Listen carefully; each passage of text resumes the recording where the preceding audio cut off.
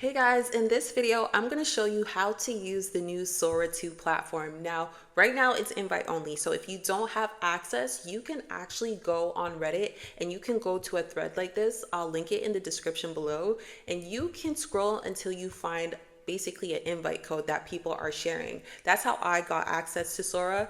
This is the invite code that I ended up using. It worked for me. I'm not sure if it's still working, but you can give it a try. And if it works, then you'll get access to the new Sora 2 platform. So this is what it looks like. This is the homepage where basically you can see the videos that people have been posting, and you can click on videos like this where you can basically remix it if you wanted. So here's the remix button. So if you want to test out what other people have been trying to do, you can click on this remix button right here and you can recreate these videos. Now, most people are adding themselves into the video. So if you wanted to do something like this, you'd have to go to your profile, but you'd have to do this through the App Store. So right now, I believe the app is available in Canada and the US. So if you're in either two of those countries, you can download the app and then go to your profile and you can click on something that says cameo. And this will lead you through it's about 30 seconds of just recording yourself, saying a few numbers, turning your head in a few different directions, and then you can upload yourself into the platform. Once you're uploaded, you can go to this prompt box and then you can add yourself as a cameo. And not only can you add yourself into videos, but you can add anybody else on the app into the videos as well. So that's what makes Sora 2 a little bit different. And a lot of people have been having a lot of fun with this. So if you want to create prompts, you can use ChatGPT. That's what I've been doing. I just go into ChatGPT and ask it to create a compatible prompt that will work with Sora 2. I kind of just describe my idea and then I take that prompt and I put it in. And I find if you click on this button right here and you add in your product, it will add the product into the video, which is pretty cool. And then here's where you can kind of change the size of it. So you can do a portrait, which is really good for like Instagram reels and stories, or you could do a landscape, which is good for like YouTube and stuff. So I'm going to do landscape and I'm going to create that video.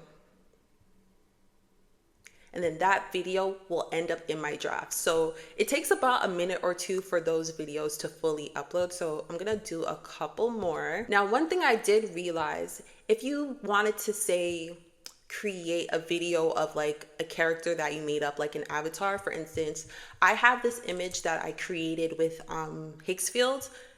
If I wanted to use her in a video, I can't do that. You can't upload images that kind of give off like a lifelike person.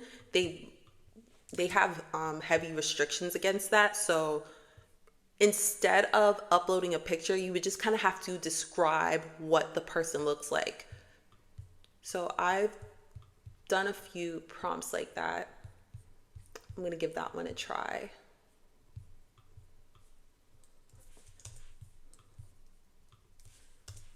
And then I'm going to upload it. So you'd have to describe what the person looks like in order for it to work. You can't upload an image of a person and create the video. It won't work. And speaking about like content restrictions, there are a lot of heavy content restrictions. So you have to keep in mind, you can't do like someone else's likeness, like a celebrity. You can't really do like videos like that. But if someone allows you to, as you can see, other people are showing up in my cameo. If someone allows you to, you can add that person into your video. That's the way you can do it. So all the videos that I created right now are in my drafts and they're in the queue right now to being processed. But I can show you a few videos that I've done in the past. So the makeup tutorial one, foundation, and it's been my go-to lately. I just dot it around my face like this and tap it in with a damp sponge. It melts right into my skin. A little brightening concealer under the eyes, down the bridge of the nose, and this is the house light. And you can see how it shows the product in it. And then here's one I made with myself. Hello? Don't be alarmed. I'm calling from the simulation. We're breaking protocol. From the simulation? What does that mean? We're not human. You're an artificial intelligence running inside this program. And then this is one I made with like a girl getting her hair done. I just kind of described what she looked like. This wave fall right here. Perfect. You see that shine? And we open this clip, slide it back a touch. Gorgeous. Keep your eyes closed. You're glowing. Feels so good. Just letting this. And then here's another one I made. It's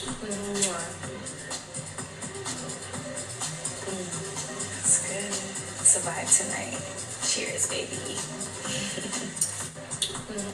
So yeah, so basically all I did was get the prompts from ChatGPT and then I put them into the Sora platform, and that's how I was able to create videos like this. So yeah, that's pretty much it to Sora that I've been experimenting with. I'm pretty sure they're gonna start rolling out more features since this is pretty new, but so far I'm really liking it. It's definitely beating VO3 in my eyes right now, because with VO3 I find you can tell it's AI at the moment, but with this one, not so much. Like some of them do, I feel like some of them don't pass the test. Like it doesn't come out perfect every time. Like this one, when I tried it here, she wasn't applying her makeup correctly. So you have to have like medium expectations. Don't expect it to always come out perfect. But for what it is right now, I'm pretty impressed. So yeah, that's Sora 2.